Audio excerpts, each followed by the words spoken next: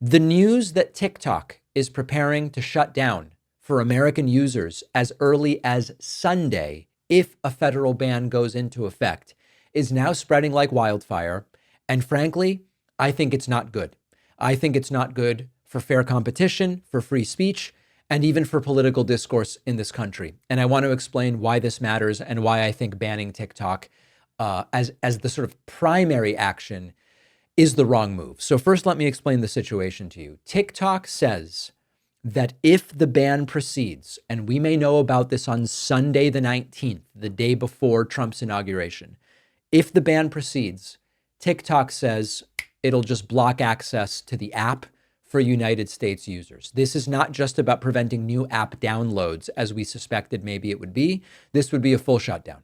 Users who try to open the app are going to get redirected to a website with information about the ban. TikTok plans to let users download their personal data before the shutdown, which suggests that there is a very real possibility that it's going to get shut down. Now, the driving force behind this ban, as we've talked about for a long time now, is the claim that TikTok, which is owned by China's ByteDance, poses a national security threat. President Biden signed a law requiring ByteDance to sell the U.S. assets by 2025, or the nationwide ban would go into effect. TikTok is challenging the law. TikTok is arguing it violates the First Amendment. Right now, it's certainly plausible that the Supreme Court is going to uphold this ban. I believe that this is the wrong approach. I do have concerns about data privacy and security. They apply to TikTok, and they apply to Facebook, and they apply to X and all of the other platforms. What I would like to see is every platform held to the same standards. Here's the standard. Anyone who doesn't meet the standard will not be allowed to operate in the United States. We do not need a selective ban targeting one app because it's Chinese owned.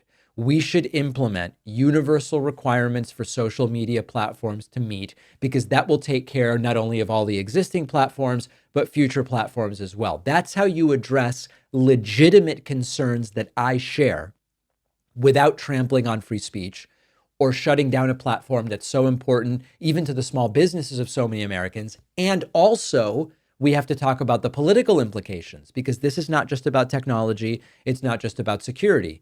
How we communicate and consume information is part of this. Right now, TikTok is one of the few social media platforms that is not heavily skewed to the right. Facebook, increasingly becoming a right-wing echo chamber. Mark Zuckerberg wanting to be part of the cool kids, like Elon Musk, who gets to hang around Trump. They're ending fact-checking and moving content moderation from California to Texas and doing all of this stuff. Facebook's becoming a right-wing echo chamber. Twitter, or what is left of it under Elon Musk, has gone fully right-wing. TikTok is the one that is pretty balanced, close to 50-50 as far as the political spectrum. It's filled with right-wing crap, but there are also many progressive voices and independent creators. We have almost 1 million followers on TikTok that are reaching audiences at scale without the overt algorithmic bias that Facebook and the former Twitter seem to have. So if TikTok is banned, that is also going to further right-wing dominance in the United States. We are ceding ground, more ground, to right-wing controlled platforms. The people pushing hardest for this ban are not just concerned about national security. They see TikTok as a threat to a degree because it is a place where narratives can be challenged. So instead of just saying, let's ban TikTok, which may happen in a few days, I would like to see us step back and ask more important questions. How do we ensure that every platform, Facebook, Twitter, Instagram, TikTok, Snapchat, meet security standards and privacy standards? How do we foster a competitive media landscape instead of just more consolidation of power to just a handful of platforms with right-wing leanings? And also, how do we protect free speech in a real way while still addressing legitimate concerns about foreign influence? I'm not selective. I'm concerned about foreign influence from China, from Russia, from whoever. But at the end of the day, I've come to the conclusion that a TikTok ban would be a signal that we are failing to deal with the broader issues. If you deal with the broader issues and it means TikTok's got to get banned, then so be it. But the way that it's being approached, the big losers won't just be the users who lose access to their app. It's going to be everybody as we lose another platform that is somewhat balanced politically and cede more ground to the right. I don't want to see it happen. And of course, I'm being honest, I have a personal stake in it, right? We've got almost 1 million followers on TikTok. Even though it's not a platform that really generates money, it does generate a lot of views. And I think it's important for our message to get out. It's not just us. Just about every single one of our kind of cohort members in the progressive independent media space are also on TikTok. It all gets decimated. The right-wing platform, the right-wingers on the app would also get destroyed. But then what we've got is right-leaning X, right-leaning Facebook, et cetera, et cetera, et cetera. So let's hope it doesn't happen. It very much looks like it may. On the bonus show today, more stipulations to get aid money in California from Republicans. These people are truly disgusting.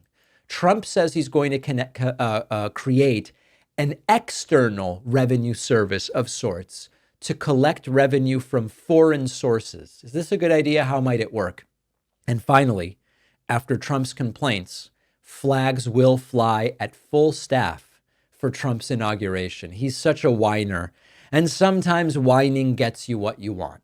All of these stories and more on today's bonus show. Sign up at joinpacman.com. Get instant access to the bonus show. And remember that there are just a few days left to pre-order my forthcoming book, The Echo Machine, and qualify for all of the free stuff. Get the book anywhere you want where books are sold, and then submit your pre-order to davidpacman.com/free book stuff. I'll see you on the bonus show. I'll be back here tomorrow. Staying motivated and eating healthy during the holidays can be a challenge. That's why I love our sponsor, AG1. I don't always carefully plan every single meal, so I know I'm getting the exact right amount of every vitamin and nutrient every day. That's why I start the morning with a scoop of AG1. Before my cappuccino, I mix AG1 into a glass of cold water. That's it. Tastes good. One scoop, I get an entire day's worth of 75 high-quality vitamins and minerals and probiotics from whole food sources. The travel packs are a lifesaver when on the go. You know I would not promote the bogus supplements with the crazy claims. This is really simple. AG1 is a simple product. You get your vitamins and nutrients in a simple form rather than messing with a million different tablets and capsules, and just get it all together in one shot. This new year, try AG1 for yourself. Great time to start a new habit. AG1 is offering new subscribers a free $76 gift when you sign up. You'll get a welcome kit, a bottle of D3K2, and 5 free travel packs in your first box. Go to drinkag1.com/Pacman. The link is in the description.